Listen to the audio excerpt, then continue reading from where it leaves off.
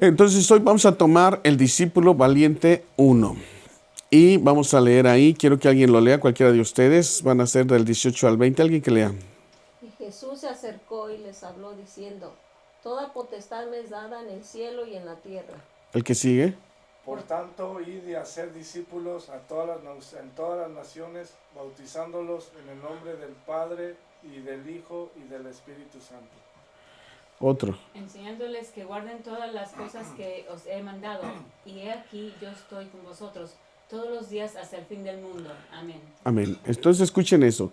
Cuando Jesús se va, Él, después de que resucitó, durante 40 días, les estuvo apareciendo a sus discípulos. Durante 40 días. El último día que ya se iba, Él les habló y les dijo estas palabras.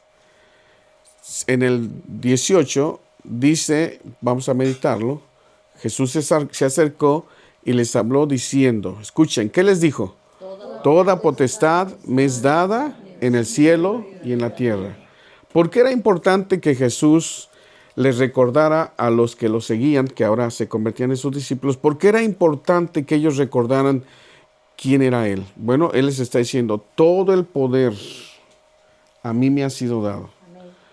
Pero vean en dónde. En el cielo y en la tierra. O sea, Él tiene todo el poder. Ahora, no hay ningún ser humano que pueda decir eso.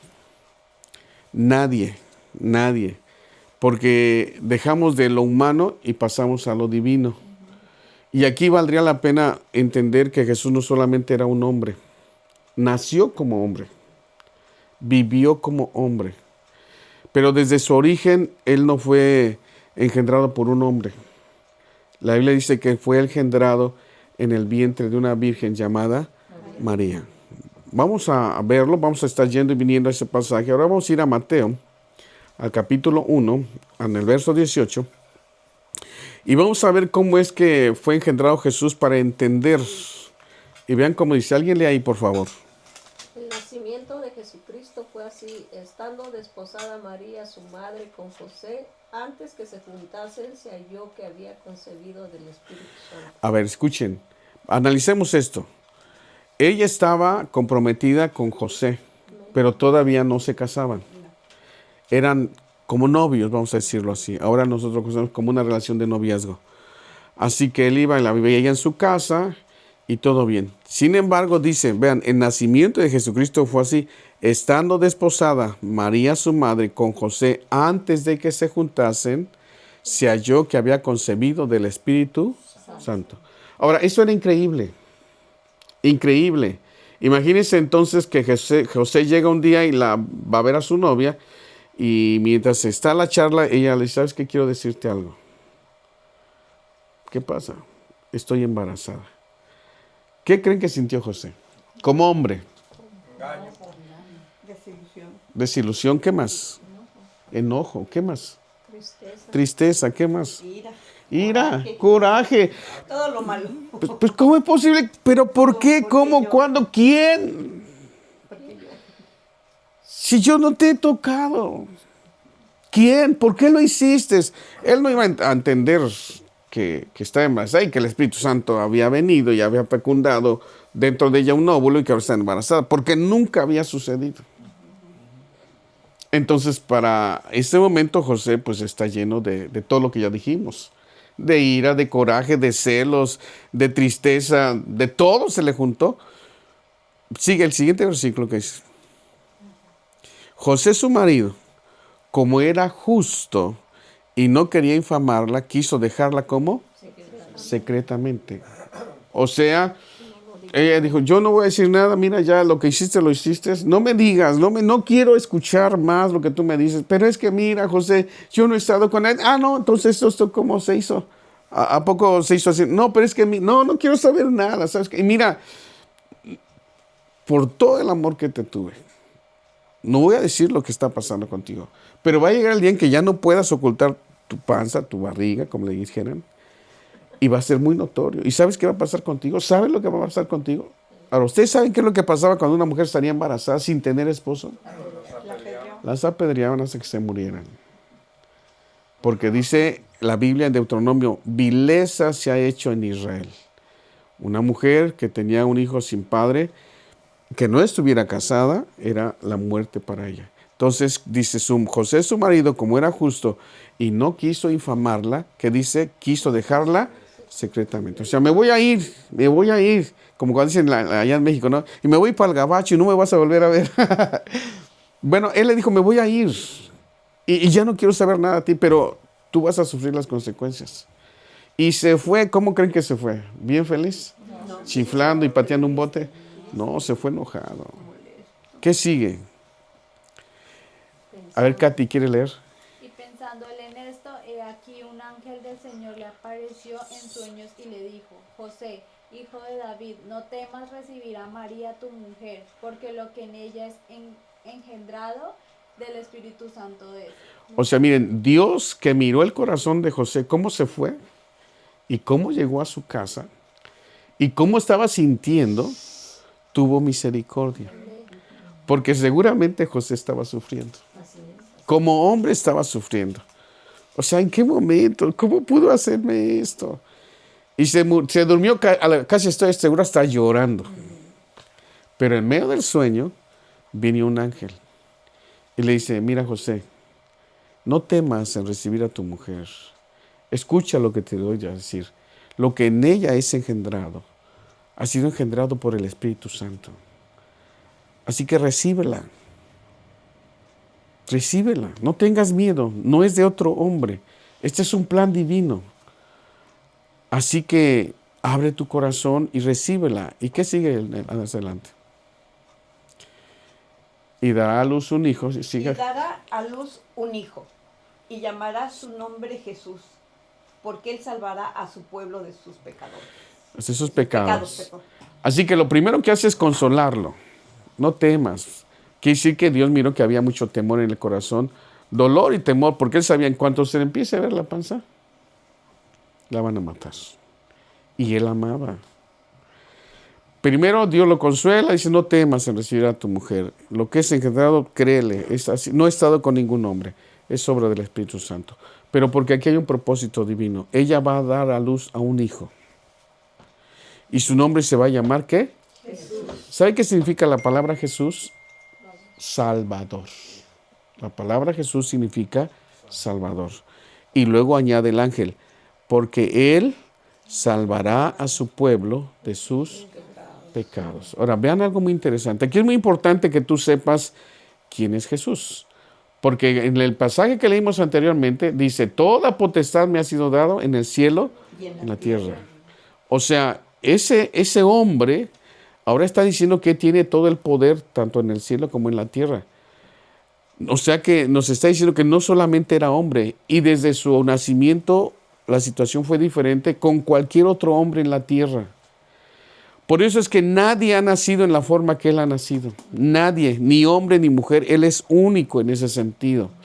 Por eso él es el único que no traía, y aquí hay algo muy importante, él no traía la herencia de Adán. Así es. Amén. Porque Adán es el que transmite la línea genealógica y los pecados. Entonces, él no fue engendrado por Adán y como consecuencia no traía la maldición de Adán. En otras palabras, él no fue engendrado en pecado, ni con pecado. Ningún matiz de pecado hubo en la concepción de Jesús. El Espíritu Santo lo engendró. No era como ninguno de nosotros. Y eso hace la diferencia para que nosotros entendamos que Él es el único que nació de esa forma. Ni su mamá nació de esa forma, porque aquí hay muchas personas que dicen, bueno, su mamá también, ella es divina. No, lamento decirles que no es así. No existe un registro histórico, mucho menos bíblico, de que María, su madre, haya nacido como él nació, engendrada directamente por Dios. No existe. Así que María era una jovencita, como cualquier jovencita ilusionada que se iba a casar, pero al Espíritu Santo le plació escogerla a ella para que fuera la madre, en este caso, de Jesús. Así que a José se le revela y dará ella, la que va a ser tu mujer, va a dar a luz un hijo y llamará su nombre, ¿qué? Jesús. ¿Por qué? Porque él salvará a su pueblo de sus pecados. Okay. La que sigue, por favor. Alguien, lea. Y Tú. bueno, Adelante, Rosita. Todo esto aconteció para que se cumpliese lo dicho por el Señor por medio del profeta, cuando dijo: ¿Qué dijo el profeta? He aquí una virgen concebirá y dará a luz un hijo, y llamará su nombre Emmanuel, que traducido es Dios con nosotros. O sea, el nacimiento de Jesús había sido profetizado por Isaías, Amén. donde dice en Isaías: he aquí que la virgen concebirá y dará a luz a un hijo. Se llamará Emmanuel.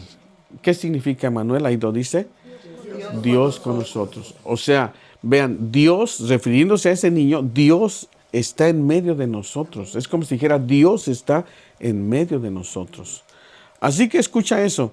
Entonces, Él es el Emmanuel, Dios con nosotros. ¿Cuál fue la reacción una vez que le dan todo este mensaje a José? ¿Cómo reaccionó? Y despertando José del sueño, hizo como el ángel del Señor le había mandado, y recibió a su mujer. O sea, fíjese, se apresuró, regresó a donde estaba ella, seguramente ya estaba llorando, toda solloza, la encuentra así toda deprimida porque él se había ido, ya la había rechazado, ¿cómo te voy a quedar así con un hijo? No. Entonces regresa, es emocionante como una comedia, ¿verdad? ¿Cómo regresa? ¿Cómo se habrán encontrado? La abrazó, le dijo, mira, perdóname, yo no sabía, pues yo te estaba diciendo y no me creíste. Pues sí, pero es que imagínate, o sea, nunca ha sucedido esto, ¿cómo iba yo a saber? Un momento muy emotivo seguramente para María. Se abrazan y le dicen, bueno, vamos a formalizar esto lo más pronto posible para que todo el mundo sepa que tú eres mi mujer. Y cuando vean tu pancita no va a haber nada. Yo me voy a hacer cargo del niño porque me habló un ángel. Seguramente le dijo, ¿qué crees? Me habló un ángel. Yo no te creía y la verdad, perdóname, no te creí, no creí lo que me dijiste. Y estaba muy molesto, pero me habló el Señor. Se nos ha encomendado una tarea de criar al que va a ser el Salvador del mundo. Imagínense qué gran responsabilidad. Entonces, pero aquí hay un detalle muy importante y que también todo el mundo tiene que saber. El que sigue, por favor. Alguien sea. Pero no la conoció hasta que dio a luz a su hijo primogénito y le puso por nombre Jesús. ¿Qué quiere decir no la conoció? No tuvo intimidad sexual con ella hasta después de que tuvo a su primer hijo. Y aquí es donde entra otro detalle que se dice acerca de, lo voy a decir de María. Normalmente la gente recita y dice, María siempre virgen. La verdad es que eso no es cierto. Fue virgen en el momento en que la concepción se dio y hace énfasis porque una virgen como tal es una joven que nunca ha tenido relaciones sexuales. Nunca. Entonces es una virgen y eso es lo milagroso. Porque hay otras versiones de la Biblia, las más modernas, que le quitan lo milagroso del nacimiento de Jesús y dicen, he aquí que una joven concebirá. Pero el que una joven conciba no es ningún milagro. Todas las jóvenes pueden concebir. Pero el que una virgen conciba sí es un milagro. Porque está diciendo, nunca la tocó ningún hombre y sin embargo está embarazada. Entonces eso es lo milagroso y eso es lo que hace que saber que nosotros, con respecto a Jesús, somos muy diferentes. A nosotros nos engendró un hombre. A Jesús lo engendró el Espíritu Santo en el vientre de María. Pero ahí dice, no la conoció hasta que dio a luz a su hijo primogénito y le puso por nombre, ¿qué? Jesús. Pero entonces se dice que no la conoció hasta que dio a luz a su hijo, quiere decir que después sí la conoció. Y tuvieron una vida conyugal como cualquier pareja. Ahora, de esa unión entre José y María, no solamente nació Jesús. Vamos a Mateo capítulo 13. En Mateo capítulo 13, verso 55, ahí se nos dice un relato donde Jesús está en medio de su pueblo, o sea, en medio de donde él había nacido, y vamos a ver qué sucede y qué enseña. Alguien lea, por favor. ¿No es este el hijo del carpintero? ¿No se llama su madre María y sus hermanos Jacobo, José, Simón y Judas? Escuche eso. Ah, caray. O sea, y acuérdense que en la antigüedad, sobre todo en la cultura hebrea o judía, no se mencionan los nombres de las mujeres. Lamentablemente. Y no porque Dios así lo quisiera, sino porque los hombres eran machistas completamente. A la mujer se le miraba como un ciudadano de segunda clase.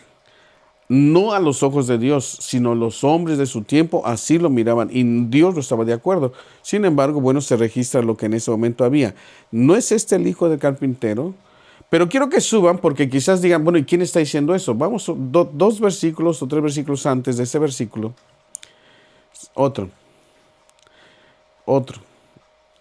Aquí está. Jesús les dijo, ¿habéis entendido todas estas cosas? Ellos respondieron, sí, Señor. o sea, Él está enseñando. Siga. Él les dijo, por eso todo escriba docto en el reino de los cielos es semejante a un padre de familia que se saca de sus tesoros cosas nuevas y cosas viejas. Está enseñando. Aconteció que cuando terminó Jesús estas parábolas, se fue de allí. Siga. Y viniendo a su tierra les enseñaba en la sinagoga de ellos, de tal manera que se maravillaban y decían, ¿de dónde tiene esta tanta sabiduría y estos milagros? ¿Dónde estaba? Regréselo. ¿Pero en dónde estaba? ¿En dónde? ¿En qué lugar? ¿Y venido a dónde? A su tierra. Por ejemplo, ahorita ella va a salir. ¿A dónde vas a ir? Y es tu tierra. A su tierra. Y ahí te conocen. Tienes vecinos que te conozcan. O sea, cualquiera. ¿Cómo se llama tu mamá? Vicky. ¿Cómo? Vicky. Y cuando la ven a ella dicen, esta es la hija de Vicky. Porque la conocían o la conocen en su barrio, en su colonia, sus vecinos. Bueno, también ahí. O sea, estoy tratando de entender que él llegó a un lugar donde era bien conocido, donde conocían a José, donde conocían a María, donde sabían que ese matrimonio tenía más hijos. Porque a veces se piensa y dice, bueno, pues quién sabe quién está diciendo eso. Bueno, están diciendo sus vecinos, la gente de su vecindario. Por eso dicen, y venido a su tierra les enseñaba en la sinagoga de ellos, de tal manera que se maravillaban y decían, ¿de dónde? ¿De dónde tiene esta sabiduría y estos milagros? ¿Y qué dice? Vean, ¿no es este el hijo del carpintero? Lo conocían bien, José era carpintero. Y no se llama su mamá María, madre María. ¿Y sus hermanos quiénes son? Pues él tiene otros hermanos. Se llama Jacobo, José, Simón, ¿y quién? Judas. Y Judas. 4 hermanos. Y aparte dice, de todas sus hermanas, sigue adelante. ¿Y qué dice? ¿No están todas sus hermanas con nosotros? ¿De dónde pues tiene todas estas cosas? ¿Por qué? Porque lo conocían. Entonces damos a entender que María y José se hicieron cargo de la niñez de hacer crecer a este niño llamado Jesús, pero que él también tuvo otros hermanos como cualquier familia en la tierra. Y que en este caso María no es divina. Es una mujer que Dios la observó, miró que era recta, temerosa de Dios y dijo, este es el vaso que voy a usar para que nazca mi hijo. Amén. Entonces el Espíritu Santo viene en el vientre de María y él nace de María. Amén. Pero no fue engendrado por ningún hombre, fue engendrado directamente por Dios. Entonces, cuando él muere, él se va al cielo. Y es entonces cuando, después de haber resucitado 40 días, que estuvo visitando a sus discípulos, el último día les dijo lo que ya leímos hace un rato. Toda potestad me ha sido dada en el cielo y en la tierra. Y luego dice, por tanto, vayan y hagan ¿qué? Discípulos. Escuchen eso. Primero les dice, tengo todo el poder en el cielo y tengo todo el poder en la tierra. Ustedes tienen que saber eso. Porque la tarea a lo que los voy a mandar no es fácil. Quiero que todos ustedes vayan y hagan discípulos en todas las naciones. Entonces, ¿qué es lo que Jesús les mandó a hacer a sus seguidores? Discípulos. Y entonces entramos para entender qué es un discípulo. Un aprendiz. Un discípulo, así propiamente dicho, es un aprendiz. Uno que aprende de otro. Entonces, a los seguidores de Jesús, ¿a quién están aprendiendo? A Jesús. Y aquí vale la pena reflexionar en los oficios. en los oficios para que nos demos una idea de qué es lo que Jesús quiere.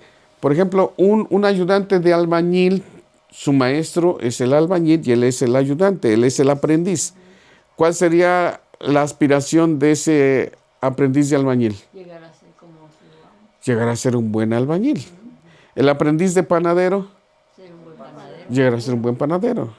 El aprendiz de carpintero, ser un buen un buen carpintero. O sea, él tiene su ejemplo y lo va a seguir. Bueno, ahora, el aprendiz de cristiano, parecerse a Dios, ser un discípulo. ser como Jesús. Entonces, vean, en esta escuela de Cristo, nosotros vamos a aprender de Jesús y vamos a aprender a Jesús. Amén. No solamente a saber lo que Él hizo, sino cómo Él era. Y a eso hemos sido llamados. No hemos sido llamados a ser solamente convertidos. Convertirse es cuando, bueno, yo comienzo a profesar la fe en Jesús. Esa es una conversión. Me convertí de los ídolos, ahora solamente creo en Jesús. Bueno, esa es una conversión. Pero muchos cristianos solamente se quedan ahí. Se convierten, adoptan las creencias. Pero Jesús no dijo eso. Yo quiero tener discípulos y ustedes los van a hacer porque ustedes ya fueron mis discípulos, ya estuvieron conmigo. ¿Sabe cuánto tiempo duró Jesús con sus discípulos? 3 años y 4 meses. A los 3 años y 4 meses les es arrancado Jesús y los llevan a la cruz. Pero antes de irse, Él les dijo el día de la cena, ejemplo os he dado. O sea, ustedes tienen un ejemplo en mí. Así que como yo he hecho con ustedes, ustedes tienen también que hacer con otros. Y esto es un gran compromiso. No es cualquier cosa. Ahora, ¿por qué Él les dijo? Vean, regrese al pasaje inicial que era Mateo 28, 18. Por tanto, vayan y hagan discípulos a todas las naciones, bautizándolos, ¿en dónde? ¿En qué? En el nombre del Padre, del Hijo y del Espíritu Santo. Vean, aquí es muy importante que nosotros sepamos eso, bautizándolos en el nombre del Padre, del Hijo y del Espíritu Santo. Hay iglesias que a pasar de los siglos solamente se bautizan en el nombre de Jesús. Y aquí vale la pena que yo haga énfasis en esto. ¿Por qué algunas personas solamente se bautizan en el nombre de Jesús si Jesús cuando resucitó les dijo vayan y hagan discípulos a todas las naciones y bautícenlos en el nombre del Padre, del Hijo y del Espíritu Santo? ¿Por qué? ¿Y por qué otros sí se bautizan solamente en el nombre de Jesús? Vamos a ir a Hechos 2:38. Y en Hechos 2:38, uno de sus discípulos llamado Pedro, Hechos 2:38,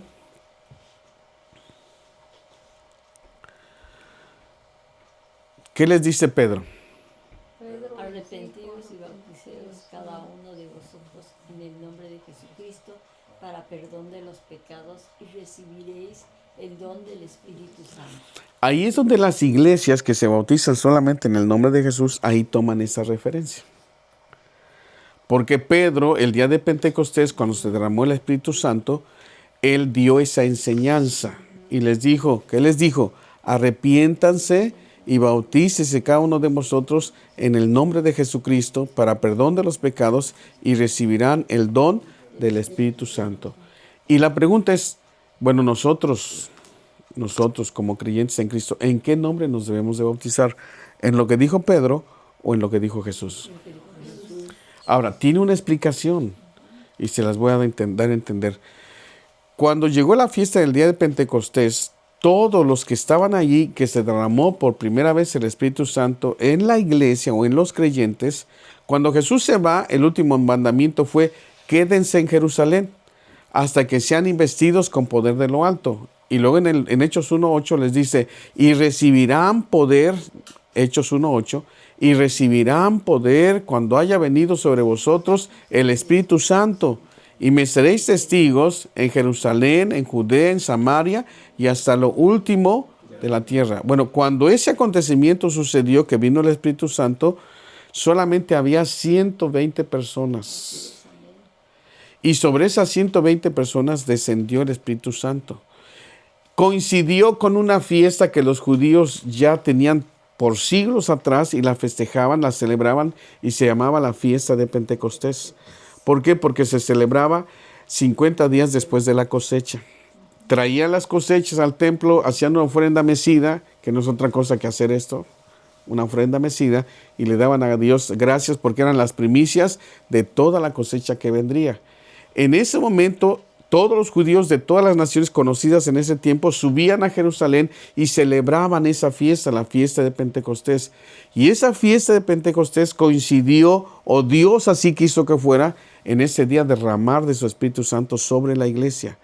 Pero todos los que fueron testigos, porque no solamente ese poder cayó en el aposento alto donde estaban 120 personas, pero hubo un estruendo tan fuerte que todo el pueblo que estaba en fiesta escuchó el estruendo y corrieron para ver qué es lo que sucedía, y cuando llegaron vieron a esos 120 hombres hablando en lenguas. No entendían, muchos no entendían, pero otros sí, y decían, ¿cómo es posible que si nosotros somos de otras naciones, los escuchamos a ellos que están hablando en nuestras lenguas, como si fueran del mismo país donde venimos nosotros?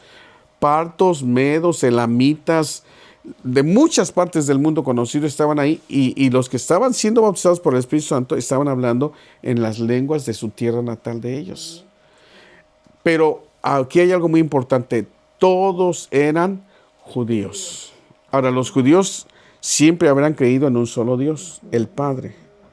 Y cuando llega Jesús, lo rechazan, no lo ven como el Mesías.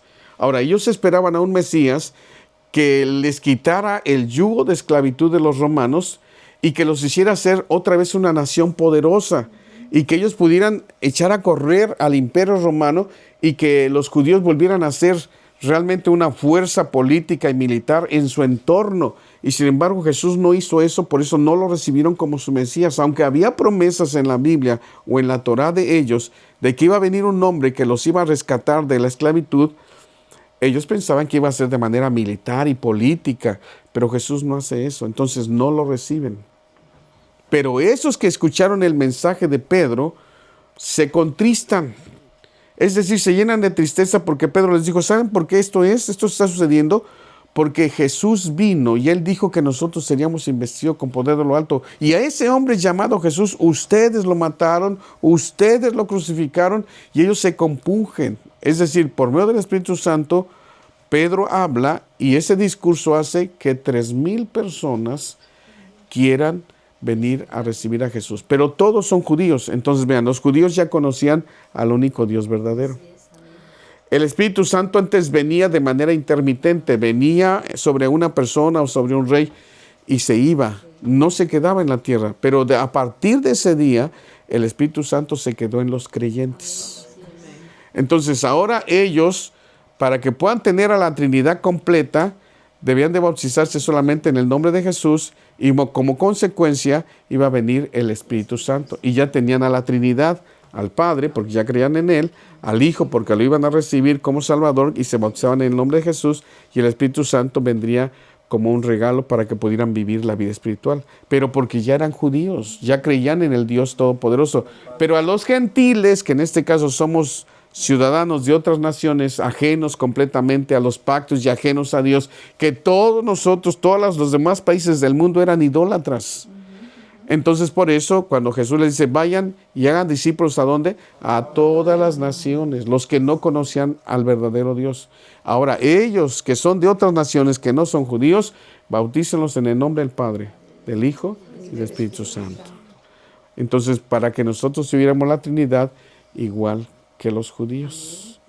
Y ya no adoramos otras cosas que no sean a la Trinidad, al Padre, al Hijo y al Espíritu Santo. Ahora, pero cuando tú vienes a Jesús, no solamente recibirlo, porque es bien hermoso saber, o qué sientes tú cuando yo te digo, si tú vienes a Jesús, todos tus pecados van a ser perdonados, todos tus pecados van a ser perdonados.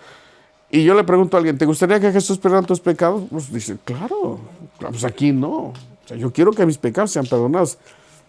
Y es bien fácil decir, sí quiero que mis pecados sean perdonados. Sin embargo, para poder seguir a Jesús, Él les pidió a sus seguidores cosas que ningún otro líder en el mundo lo ha hecho.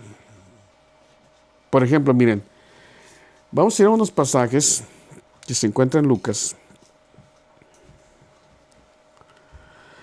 Vamos a ir, por ejemplo, a Lucas.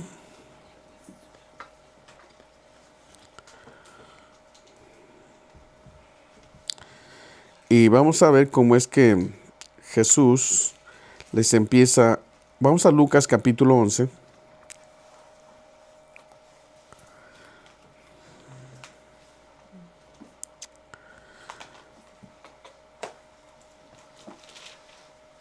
Y vamos a ver cómo es que la escritura dice que, permita, estoy buscando.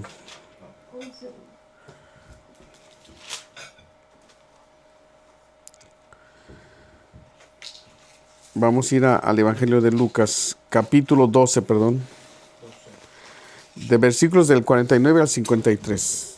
Vean esto les va a impresionar y les voy a decir por qué. Lucas 12. 49 al 53. Y yo quiero que usted lo vea. Alguien léalo y por favor díganme qué es lo que Jesús está diciendo ahí. Alguien lea un versículo cada quien. A ver, vamos. Fuego viene a echar en la tierra. ¿Y qué quiero? Si ya se ha encendido. Otro. Una vez, de un bautismo tengo que ser bautizado y como me angustio hasta que se cumpla. ¿Pensáis que ha venido para dar paz en la tierra? Os digo, no, sino de disensión. Vean, este versículo ahí comienza lo interesante. ¿Pensáis, les dice él, que he venido para dar paz en la tierra? Os digo que no. ¿Sino qué? Disensión. ¿Qué es disensión? División. O sea, si ustedes piensan que yo he venido a traer paz a la tierra, quiero que sepan que no es así. Al contrario, he venido a traer división. Es lo que está diciendo. Vean lo grave de esto. Sigue. Otro. Porque aquí en adelante 5, en una familia estarán divididos 3 contra 2 y 2 contra 3. Sigan. Otro. Estará dividido el padre contra el hijo y el hijo contra el padre, la madre contra la hija contra la madre, la suegra contra su nuera y la nuera contra su suegra. Si así se dan cuenta. Ahora la pregunta es ¿por qué? ¿Por qué el conocimiento de Jesús causa división? ¿Por qué? Porque no todos se someten a la palabra de Dios, ¿no? Porque no quieren obedecer, ¿no? Porque no quieren obedecer. ¿Por qué más? Porque no conocen. Porque no conocen. Porque nosotros, fíjense qué interesante. Jesús no es una filosofía. Amén. Jesús no es religión. Jesús es una persona. Vivió entre nosotros. Caminó entre nosotros. Fue un hombre. Y a veces las personas quieren religión. Y Jesús no es religión. Jesús es un hombre. Dijo cosas y enseñó cosas. Y una de esas cosas que enseñó a sus seguidores es, si ustedes piensan que yo he venido a traer paz, no. Les estoy diciendo, no vine a traer paz, vine a traer división. Porque de aquí en adelante, 5 en una familia van a estar divididos. 2 contra 3 y 3 contra 2. El padre va a ser contra el hijo y el hijo va a ser contra el padre. La madre será contra la hija y la hija va a ser contra la madre. La nuera será contra la suegra y la suegra será contra la nuera. Pero la pregunta es ¿por qué? Porque no todos tienen la capacidad para creer. Así que este es un precio muy alto que todos nosotros hemos sido llamados a pagar y que no nos tiene que caer de extraño que cuando nosotros creemos en Jesús, los primeros que van a ver los cambios en nosotros son nuestra propia familia. Por ejemplo, en México hay fiestas como estas, que es muertos. En México todos sabemos, todo el mundo pone sus altares. Todo el mundo. Un altar donde se le pone a los muertos, dicen, no, pues esta, y pone la fotografía del muerto, y dicen, ¿qué les gustaba? Su veladora, y luego, ¿qué más? Su comida, ¿qué le gustaba? El pulque, póngale ahí una jarra de pulque, porque va a venir, se va a echar su pulque. Si le gustaban los cigarros, póngale unos cigarros ahí. Si le gustaba el alcohol, póngale una botella, porque va a venir. Ahora, nosotros sabemos que Dios prohíbe que consultemos a los muertos. Entonces, ese conocimiento que nosotros vamos adquiriendo no les va a caer bien. Porque ellos van a decir, nosotros aquí tenemos, y tú fuiste enseñado igual que nosotros. ¿Por qué ahora estás trayendo esto que no pongamos al muerto si tu papá se murió y le tenemos que poner ahí su foto y le tenemos que poner? Y tú dices, no, porque Dios prohíbe que consultemos a los muertos. Pues nosotros, nuestra religión dice que no, que nosotros tenemos que ponerle ahí, porque imagínate, todo el mundo va a recibir a sus muertos y nosotros no le vamos a poner nada, y él va a llegar aquí, y ¿cómo es posible que no le ponemos nada, ni va a comer, ni nada? Y piensan que efectivamente él va a venir.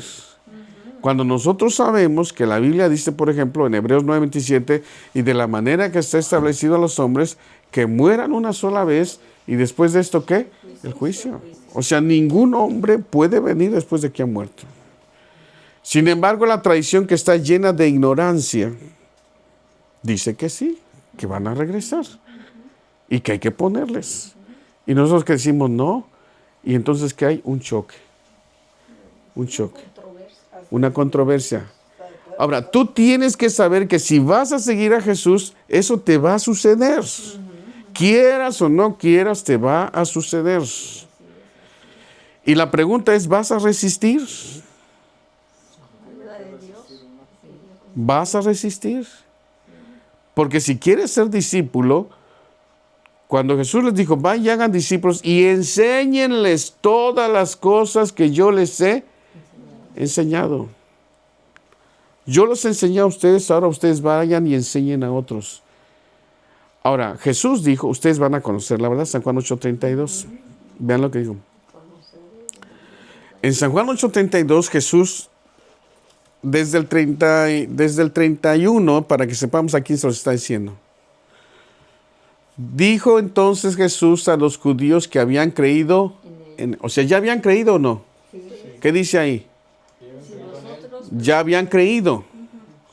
Pero él entonces les dice, si vosotros permanecéis en mi palabra, seréis verdaderamente ¿qué? O sea, hay cosas que ustedes van a aprender y que quizás van a ser nuevas como para toda su familia, pero ustedes están recibiendo el conocimiento y entiendan que su familia no. Ahora, ellos van a actuar en base a lo que creen porque no conocen, pero a ustedes se les está enseñando. Es como si estuviera diciendo él así, y en el verso que sigue. Y conocerán ¿qué? Ahora, escuchen esto. Ustedes van a conocer la verdad y esta verdad los va a hacer libres. Pero yo, porque yo soy el que estoy recibiendo el conocimiento, pero mi hijo no. Así que él también tendría que conocer igual que yo para que pensara y creyera igual que yo. Pero mientras él no cree igual que yo, vamos a estar en controversia. Porque hay personas que llegan al cristianismo cuando ya son adultas, ya sus hijos son grandes. ¿Y qué es lo primero que dicen los hijos? Pues si tú no nos enseñaste eso, nos llevabas a la iglesia. Y decíamos, haz esto, haz aquello y haz aquello. Y nos llevabas, porque ahora cambiaste. Te lavaron el cerebro. Y nosotros decimos, no me lavaron el cerebro, me lavaron todo. Soy nueva criatura en Cristo Jesús. Pero resulta difícil creerlo. Ahora, Jesús les está diciendo, eso es lo que he venido, porque de aquí en adelante ustedes van a conocer la verdad, pero esa verdad los va a dividir. Ahora, si tú no estás dispuesto a sufrir los embates de esa división y perseverar para que también ellos alcancen la salvación, entonces tú y ellos, con el conocimiento que tú ya tienes, aún con todo ese conocimiento, porque hay personas que se regresan.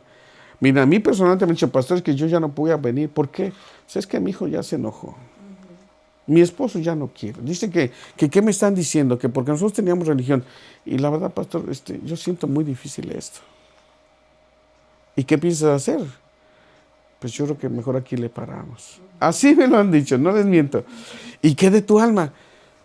Pues si se va mi esposo al infierno, pues yo me voy con él. Vean. Ahora, o si se van mis hijos al infierno, yo me voy con ellos. Y digo, pero ¿por qué no mejor optas por ser un triunfador? Porque hay promesas de Dios que Dios salvará a tu familia. Hechos 16:31. Dios promete por medio de su Espíritu Santo, ¿qué dice ahí? Ellos dijeron, cree en el Señor Jesucristo y serás salvo tú y tu casa. O sea, escucha esto. Cuando Dios está tratando contigo, no está solamente pensando en ti.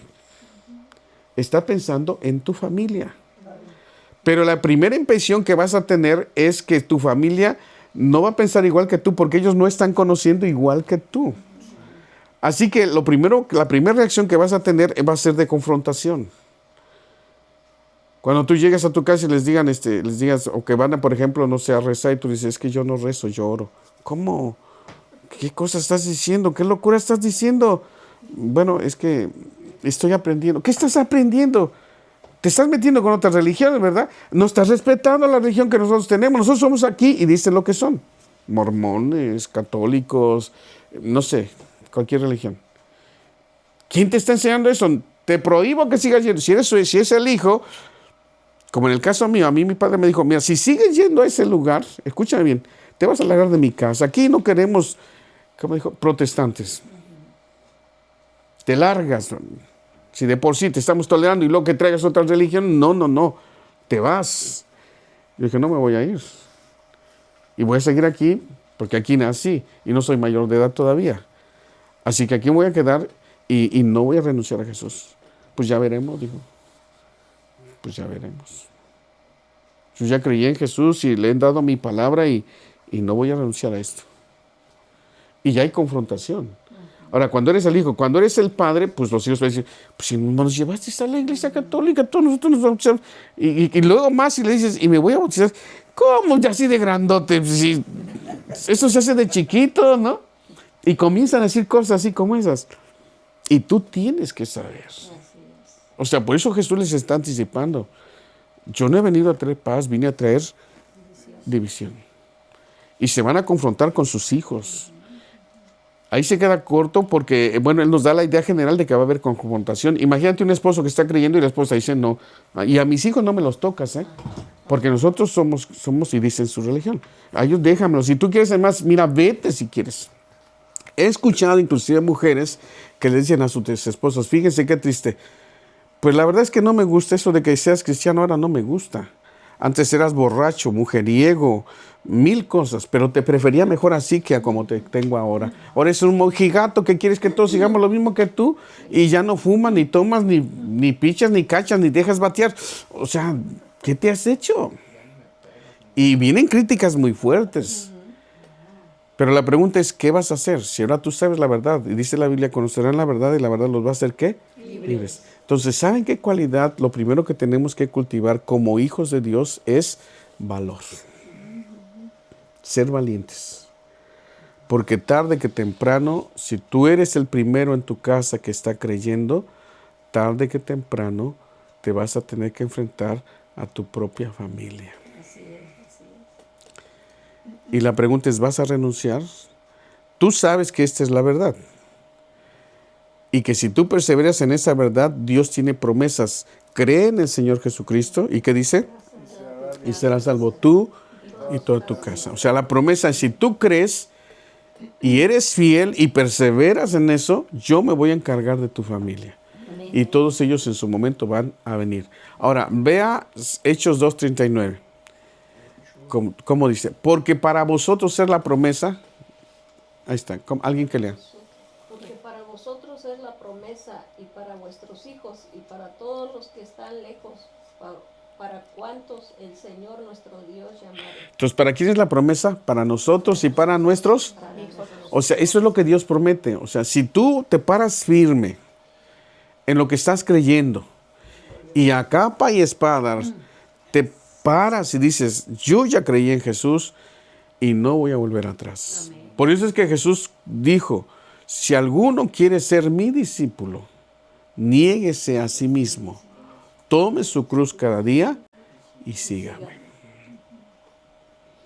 Ya con el conocimiento que tiene uno, pastor, ya no podría uno alejarse. Ya no. No, ya no. Es muy difícil. Sí. Es muy difícil. Sin embargo, hay muchos que sí se regresan. Y eso es triste. Porque después de haber conocido el conocimiento de la verdad, haber venido al pacto de Dios, a conocer a Cristo, a recibir la salvación, una vez que nosotros hacemos eso y después volvemos al mundo donde estábamos, La verdad es que voy a leer un versículo en la Biblia, bueno, lo vamos a ver ahí. Es en 2 de Pedro.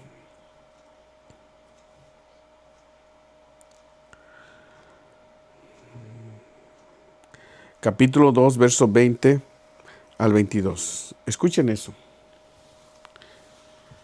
Alguien lea. Ciertamente, si habiéndose ellos escapado de las contaminaciones del mundo por el conocimiento del Señor y Salvador Jesucristo, enredándose otra vez en ellas, son vencidos, su postrer estado viene a ser peor que el primero. Siga. Otro. Porque mejor les hubiera sido no haber conocido el camino de la justicia que después de haberlo conocido volverse atrás del santo mandamiento que les fue dado. Otro que lea, que sigue. Pero les ha acontecido lo del verdadero proverbio: el perro vuelve a su vómito y la puerca lavada se revolcase en el cieno. Escuchen eso. O sea, cuando alguien se regresa después de que ya conoció, es terrible. Porque ahora él va a ir a adorar ídolos, lo que nosotros sabemos que no es Dios, y se va a postrar frente a eso, aunque él en el fondo de su corazón sabe que eso es mentira. Y es terrible. Ahora, ¿qué sentirá el corazón de Dios cuando en algún momento de nuestra vida nosotros le dijimos, yo te amo? Como el que cantamos hace un rato, Cristo, yo te amo. Se siente feliz. Pero cuando nosotros traicionamos eso que nosotros conocemos de Él, ¿cómo se sentirá el corazón de Dios? Miren, vamos a ir a Génesis capítulo 6, verso 5. Cuando Dios vio que los hombres, la maldad de los hombres era mucha en la tierra, dice la Biblia, y le dolió su corazón. ¿Alguien lea? Y vio Jehová que la maldad de los hombres era mucha en la tierra, y que todo designio de los pensamientos del corazón de ellos era del continuo solamente el mal. Siga. Se arrepintió Jehová de haber hecho hombre en la tierra y le dolió en su corazón. ¿Qué dice que le dolió? En su corazón. O sea, cuando un ser humano, quien quiera que sea, conoce esta verdad y en algún momento en esa experiencia de conocer a Cristo, le dice, Señor, perdóname, límpiame, quiero seguirte, quiero que tú llenes mi vida, toma el control de mi existencia. Él lo hace. Pero si a la hora en que llega la confrontación, porque la presión de la familia va a comenzar, y tú dices, bueno, pues mejor lo dejo, para no tener problemas con la familia, me olvido de todo esto. Estamos haciendo lo mismo. Pensamos que quizás Dios es fuerte y que no siente nada. No, aquí dice la Biblia, y le dolió en su corazón.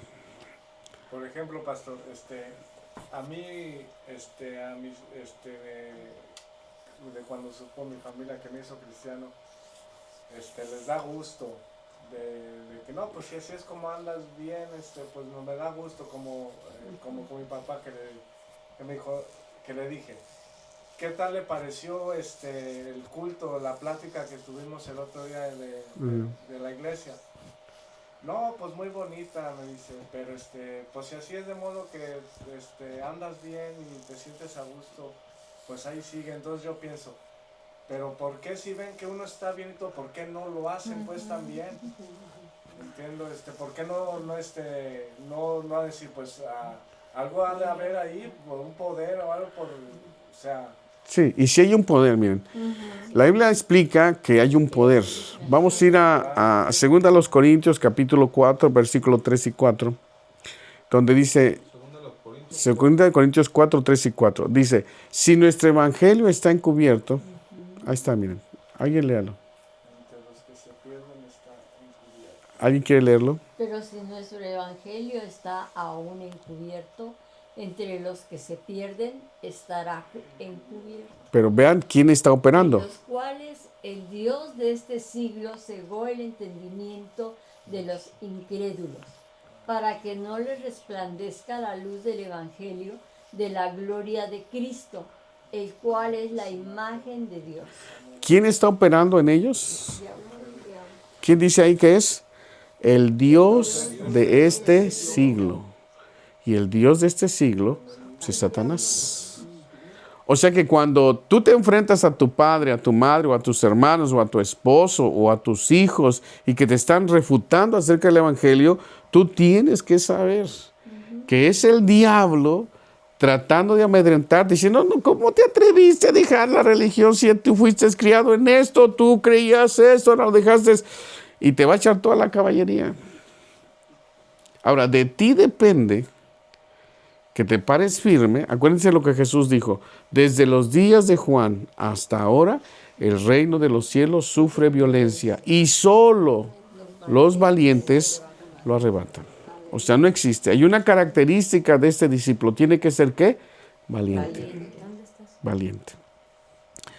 ¿Qué me tiene que dar fuerza a mí? Jesús. Saber lo que Jesús pasó por mí. Saber lo que Él sufrió para salvarme a mí. Es lo único que me va a dar fuerza. Vamos a Isaías 53. En Isaías 53 vemos claramente qué es lo que sucedió con Jesús. De todo el capítulo. ¿Quién ha creído a nuestro anuncio y sobre quién se ha manifestado el brazo de Jehová? Escuchen eso. Subirá cual renuevo. Delante de él como raíz de tierra seca. No hay parecer en él, ni hermosura le veremos más inatractivo para que le deseemos. Y vean esto: despreciado y desechado entre los hombres, varón de dolores, experimentado en quebranto, y como que escondimos en él el rostro, fue menospreciado y no lo estimamos. Ciertamente llevó en nuestras enfermedades y sufrió nuestros dolores, y nosotros le tuvimos por abatido, por herido de Dios y abatido. Mas él herido fue, ¿por qué? Por nuestras rebeliones. Molido, ¿por qué? Por nuestros pecados.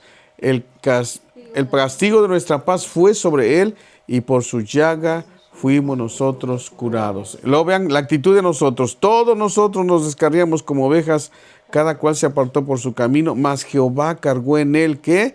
El pecado de todos nosotros. Angustiado él y afligido, no abrió su boca. Como cordero fue llevado al matadero, y como oveja delante de sus trasquiladores se enmudeció y no abrió, ¿qué? Su boca. Por cárcel y por juicio fue quitado, y su generación, ¿quién la contará? Porque fue cortado de la tierra de los vivientes, y por la rebelión de mi pueblo fue, ¿qué? Herido. Y se dispuso con los impíos su sepultura, mas con los ricos fue en su muerte. Aunque nunca hizo maldad, ni hubo engaño en su boca. Con todo esto, Jehová quiso quebrantarlo, sujetándole a padecimiento. Y cuando haya puesto su vida en expiación por el pecado, verá linaje, vivirá por largos días, y la voluntad de Jehová será en su mano prosperada. El versículo que sigue es hermoso. Es lo que le decía hace un rato. ¿Qué dice?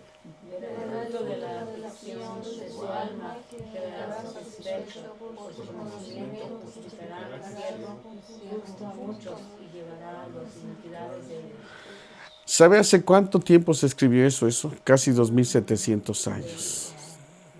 Entre 650 y 700 años antes de que Jesús naciera. Ahora quiero profundizar un poco para que usted sepa lo que Jesús hizo. Esa noche que prendieron a Jesús, Jesús ya les había dicho a sus discípulos: hoy me van a prender y todos ustedes se van a escandalizar y se van a ir. ¿Sabe qué comenzaron a decirle a sus discípulos? No, nosotros no nos vamos. Y todos se miraban y decían, yo creo que decían, si esos te dejan, yo no. Y todos dijeron lo mismo: no nos vamos a ir aquí, nos vamos a morir en la raya contigo. Pero Pedro todavía fue más allá y le dijo: mira, Señor, si todos ellos se van, todos que se fueran, yo me voy a cuidar contigo. Y si es necesario que me muera contigo, así junto a ti me voy a morir. ¿Y qué le dijo Jesús? Ay, Pedro,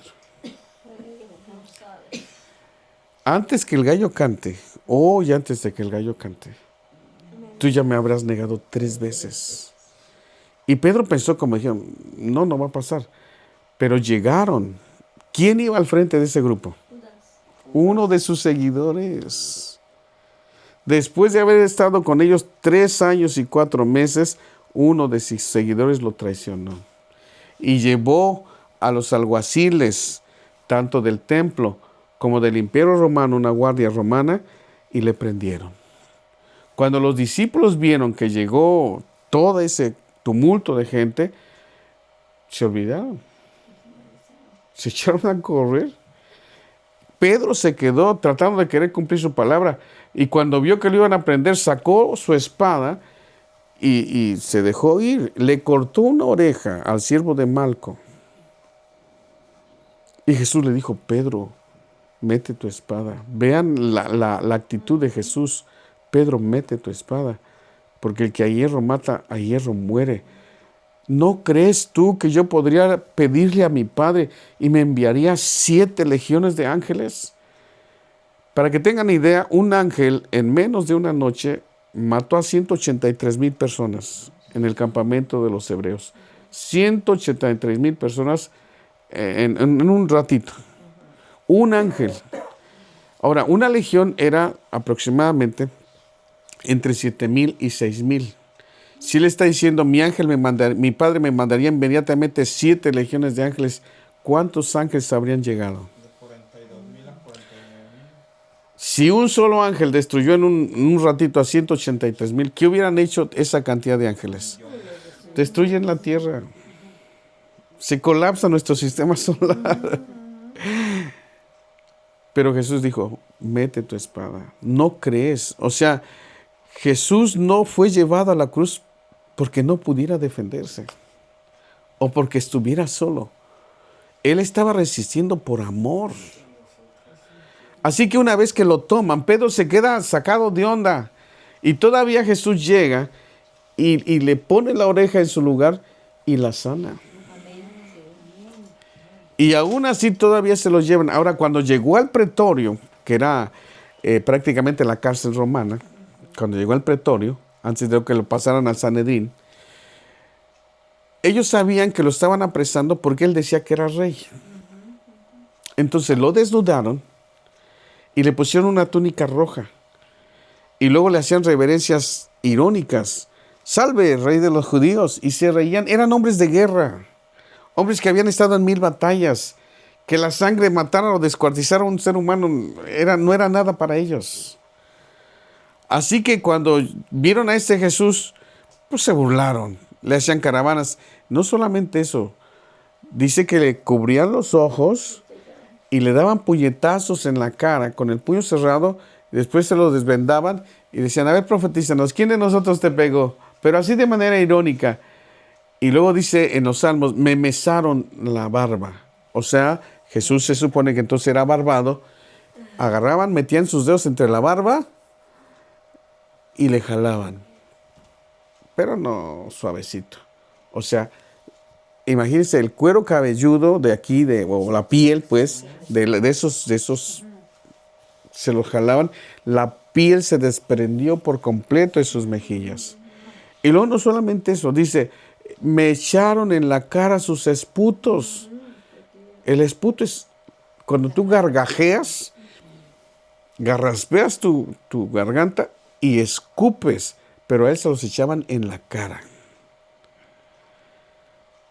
¿Tú crees que él no pudo haberse defendido cuando dijo: si yo en este momento clamo al Padre, Él me va a enviar toda esa cantidad de ángeles? Los ángeles estaban así, en espera un gesto, una señal. Ellos hubiesen descendido. Él es Dios. Su origen no es como el nuestro. Él es Dios. Una sola señal de Él y hubiesen descendido y hubieran acabado con el sistema solar. Yo calculo que, bajita en la mano, hubieran terminado con todo el sistema solar. No solo el planeta Tierra, todos los barremos de una vez. Pero Él pensaba en nosotros, en ti. Ahora, cuando llegan y ya los llevan al lugar que ya es de los judíos, se lo entregan a Pilato. Miren, yo ya hablé con este hombre, no encuentro nada digno de muerte. Así que lo voy a azotar y lo voy a dejar ir. Y le dieron 40 azotes menos unos 39. Ahora, cada una de esas puntas era una incrustación de hueso y de metal. Terminaba en 7 puntas. Entonces, cada vez que el látigo caía, se penetraba en la piel donde cayera, y luego cuando el verdugo jalaba, se desprendían los pedazos de carne. Así que imagínense, si cada punta, cada latigazo era como 7 puntas que se clavaban, ¿cuántas perforaciones le hicieron al cuerpo de Jesús? Si fueron 39. Si en 10 hubieran sido 70, en 30, 210, Casi 280. 280 laceraciones en todo su cuerpo. En algunas partes, sobre todo en las costillas, hasta las costillas se le llegaban a mirar. El rostro desfigurado, los puñetazos en la cara. Por eso cuando yo veo un cuadro donde ponen a Jesús así con una cara hasta como de mujer bien lisita y como si nada, yo digo, ay, este artista no tenía ni la menor idea de lo que pasó Jesús. Porque cuando Jesús sale del pretorio rumbo al Gólgota, dice la Biblia que cuando las mujeres lo miraron, comenzaron a llorar. Hacían gran lamentación, dice la Biblia, por él, hacían gran lamentación. Pero Jesús, vuelto a ella, les dijo, hijas de Jerusalén, no lloren por mí. Lloren por ustedes mismas y lloren por sus hijos, porque vendrán días en que ustedes dirán, bienaventuradas los vientres que no dieron a luz y los pechos que no dieron de mamar. Ustedes van a decir eso. Imagínense cómo lo habrían dejado que cualquier mujer, aunque no era su hijo, lo estaban mirando así, completamente desfigurado. Por eso cuando Isaías dice que él fue realmente flagelado por nosotros, molido, prácticamente molido, 280 laceraciones en todo su cuerpo, en sus piernas, porque les descubrían, solamente es que dejaban como una especie de taparrabo, y cuando el látigo caía, las 7 puntas que eran de metal y de hueso se impregnaban, se sumergían en la piel, y cuando el verdugo jalaba, se traía los pedazos de carne. Entonces cuando Jesús sale del pretorio, no se reconocía. Imagínense a su madre. ¿Cómo sentiría ver a su hijo así? ¡Wow! ¡Qué terrible! Y sin embargo todavía va hacia la cruz. ¿Por qué lo hizo? ¿Tenía necesidad de hacerlo? No. Pero él sabía que si no le ponía un alto a Satanás, acuérdense que en Génesis 3:15 existe la primera promesa de que Dios no se iba a quedar de brazos cruzados cuando Satanás había tomado ventaja sobre, en este caso, sobre Adán y Eva. En Génesis 3:15 dice, y pondré enemistad entre tu simiente y la simiente de la mujer. Tú le vas a herir en el calcañar y ella te va a herir en la cabeza. Por eso es que hoy las mujeres sufren más que los hombres. Siempre las mujeres sufren más que los hombres. Vean cómo dice ese versículo. Y pondré enemistad entre ti y la mujer, y entre tu simiente y la simiente suya. Esta es la herida en la cabeza. Esta te herirá en la cabeza, y tú le herirás en el calcañar. O sea, la simiente de la mujer, pues somos la raza humana que ha proliferado. Y la simiente de la serpiente son los espíritus inmundos, los ángeles caídos, Satanás mismo, que va a tratar de herir a la raza humana, pero de la raza, de la simiente de la mujer, vendría un Salvador, y este es Jesús el Cristo.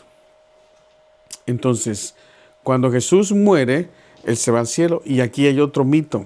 Dicen que la mamá, en este caso de Jesús, también se fue al cielo, y eso tampoco es cierto. Vamos a ir a Hechos de los Apóstoles. Hechos de los Apóstoles. Vamos a ver ahí cómo es que en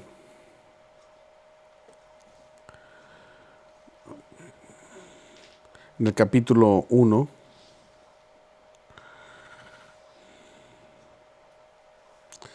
vamos a ver desde el verso 11. Aquí Jesús ya se fue.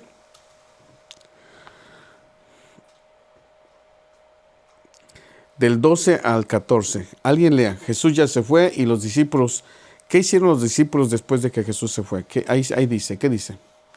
Entonces volvieron a Jerusalén desde el monte que se llamaba del el cual está cerca de Jerusalén, camino de un día de reposo. Y entrados subieron al aposento alto donde moraba Pedro y Jacob, Juan, Andrés, Felipe, Tomás, Bartolomé, Mateo, Jacobo, hijo de Alfeo, Simón el celote y Judas, hermano de Jacobo. Siga. Todos estos perseveraban unánimes en oración y ruego con las mujeres y con María, madre de Jesús, y con sus hermanos. ¿Se fue al cielo María? No. No. Ella era una mujer, no era divina. Era una mujer ciertamente piadosa, pero al final una mujer.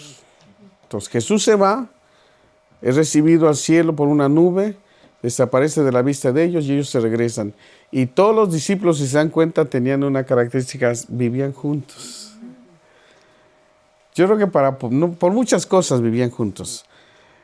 Pero después también llegó su mamá de Jesús y también llegaron sus hermanos. Y comenzó la comunidad cristiana a crecer. Pero María se quedó ahí. O sea, estamos seguros que María murió viejecita, rodeada de sus otros hijos, que no eran Jesús, los otros 4, y todas sus hijas y todos sus nietos. No se fue al cielo, no es divina. Cuando nosotros muramos, no vamos a ver a una diosa madre, porque solamente hay 3. Y con esto vamos a ir a 1 Juan 5:8. 1 Juan 5:7. Entonces nos dice, ¿quiénes gobiernan en el cielo? ¿Qué dice ahí? Hermano Ricardo, ya.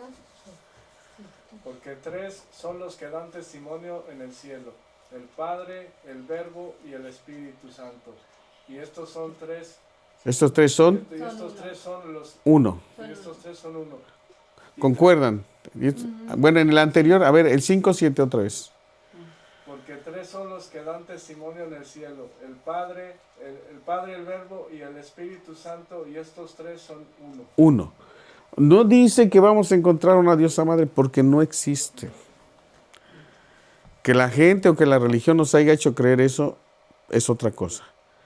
Pero de acuerdo al registro histórico y bíblico, no es así. No vamos a encontrar una diosa madre, no vamos a encontrar a una mujer que intercede por nosotros. No, ese es otro mito.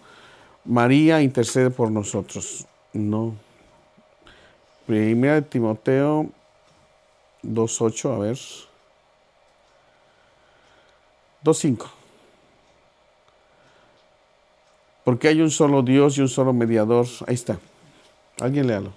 Porque hay un solo Dios y un solo mediador entre Dios y los hombres, Jesucristo hombre. Eso es. ¿Quién intercede por nosotros ante Dios el Padre? Jesucristo. No hay nadie más. Nadie. Si no es Jesús el que te perdona, si no es Jesús el que te da vida, nadie lo podría hacer. Por último, de esta clase, de esta intervención, Hechos 4:11 y 12. Este Jesús es la piedra reprobada por vosotros los edificadores. 11 y 12. Hechos 4:11 y 12. Alguien léalo. Este Jesús es la piedra reprobada por vosotros los edificadores, la cual ha venido a ser cabeza del ángulo. Y en ningún otro hay salvación, porque no hay otro nombre bajo el cielo dado a los hombres en que podamos ser salvos. No existe. Así que o es Jesús el que te salva o estás perdido. Y nosotros tenemos que saber si este conocimiento ya llegó a ti. Ten compasión de tu familia, de tu padre, de tu madre, de tus hermanos, de tus hijos. Si ellos no llegan a conocer a Jesús como tú lo conoces ahora, ellos están perdidos, lamentablemente. Y si no los reconocen durante toda su vida y llegan a morir así, están perdidos. Entonces, por eso es que ahora nosotros tenemos que esforzarnos. Ya ya tuvimos el conocimiento, la verdad, ya estamos en el camino. Ahora hay que perseverar. Y para eso se necesita valor. Tú has sido llamado a ser un discípulo. Vas a aprender a Cristo y vas a aprender el camino de Cristo. Lo que Él hizo y lo que Él es. Y eso que Él es, nosotros hemos sido llamados a actuar de manera muy semejante a Jesús. Por eso nos llamamos ¿qué? Cristianos. Cristianos. Porque nuestra vida tiene que ser muy semejante a la vida de Jesús. Así que de ahora en adelante tú sabes, necesitas ser un discípulo valiente. Se necesita valor. ¿Sabes quién encabeza la lista de las personas que irán al infierno? Apocalipsis 21:8. Quienes encabezan la lista de las personas que irán al infierno son los cobardes. Y escúchalo. ¿Qué dice?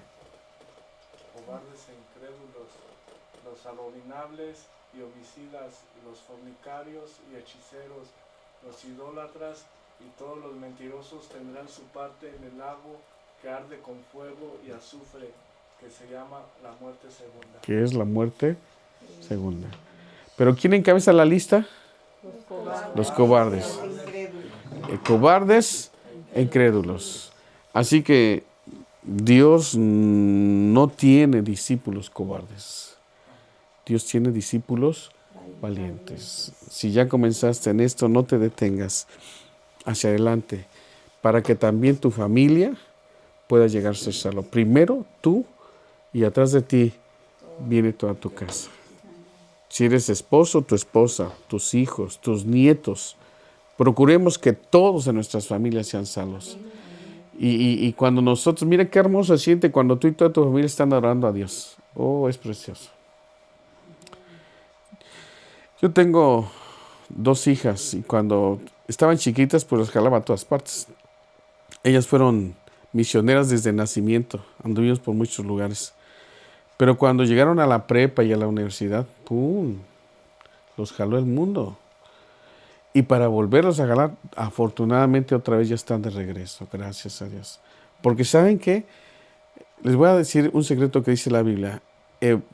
Proverbios 22:6. Vean ese proverbio y grábenselo y pónganlo por obra. 22:6. Instruye al niño en su camino. Y aunque fuere viejo, no se apartará. Sí, ¿se dan cuenta? ¿Cómo dice? No se va a apartar. A lo mejor se aleja. Sí. Porque todos necesitamos tener nuestro encuentro con Jesús. Y a veces tenemos que darnos algunos topes en la vida. Pero eso va a servir. Si tú te mantienes firme y sigues orando por Él, ellos van a regresar. Y van a ser fieles y van a crecer y van a practicar la doctrina de Dios, la enseñanza de Jesús y van a ser salvos. Dios les bendiga. Vamos a orar por nuestras familias, ¿no creen? Por tus hijos,